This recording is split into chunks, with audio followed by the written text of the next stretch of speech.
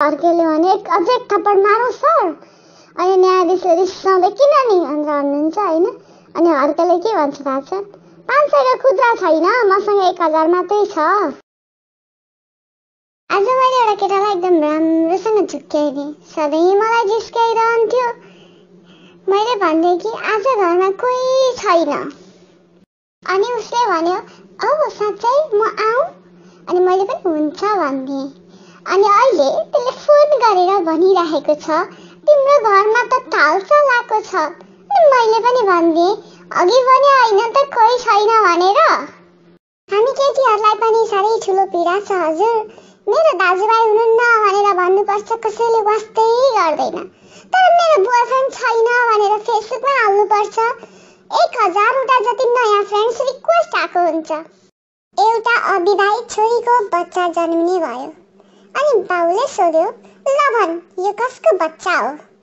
अनि छोरीले जवाफ दिए खै ड्याडी, मिस कल त सबैले हान्थे तर कल कसको रिसिभ भयो थाहा भएन।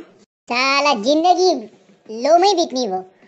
ज्यानमा प्रेसर लो, मोबाइलमा ब्याट्री लो, सिममा ब्यालेन्स लो, जागिरमा इन्कम लो, तनावै तनाव भयो। कहिलेकाहीँ लुगा धुनु पर्दा त बिहे गरौँ जस्तो लाग्छ। फेरि सोच्छु जाब लुगा धुनकै लागि जिन्दगी बर्बाद पार्नु।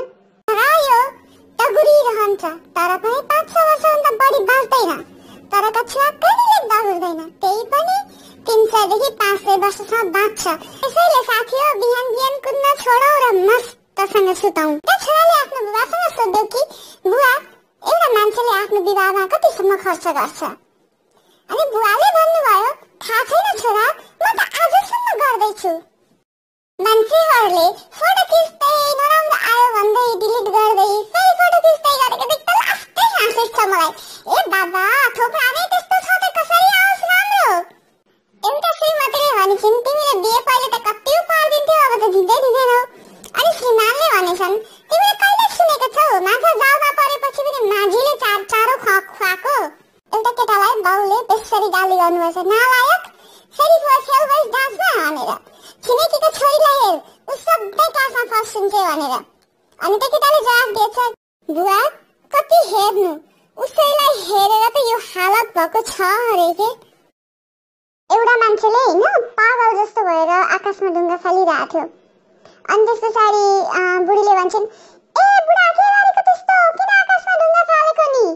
अनि बुढाले के भन्छ थाहा छ, नकरा जोडी माथिबाट बनाएर पठाउँछ अरे, त्यही भएर त जोडी बनाउनेलाई ढुङ्गा हानेको रे। तपाईँहरूलाई थाहा छ कति पुरानो जमानामा बेहुलालाई घोडामा राखेर लगिन्थ्यो नि बिहेमा, किन थाहा छ? त्यो भनेको ए बाबु तिमीलाई यो लास्ट चान्स है, भाग्ने हो नि भाग भनेर अपर्च्युनिटी दिएको के। एउटा सानो बच्चाले भगवानसँग प्रार्थना गरेछ, हे भगवान त्यो मिसको जिब्रो काटिदेऊ, जहिले गाली मात्रै गर्छे। अनि भोलिपल्ट नभन्दै मिसको जिब्रो काटिएछ।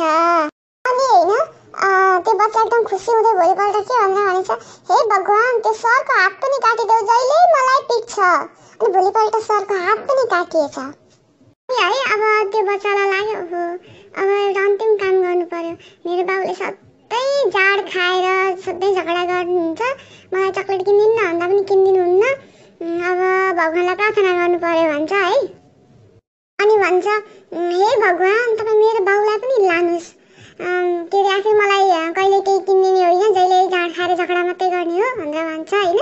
अनि भोलिपल्ट त बुवालाई केही भएको हुँदैन के, पल्ट छक्क पर्दै होइन बुवा तपाईँलाई केही पनि भएन, आमा खै त भन्छ होइन। अनि बुवाले के भने थाहा छ, आमा के पल्लो घरको हरि मरेछ अनि त्यतै गएको छ अरे के। एउटाले भन्छ सर मलाई दिनदिनै फोनमा धम्की आइरहेको छ। अनि पुलिसले भन्छ को त्यो त्यसले धम्की दिने? अनि त्यो मान्छेले भन्छ टेलिफोन अफिसबाट सर बिल तिरेन भनेर धम्की आइरहेको छ कि लाइन काटिदिन्छु भनेर।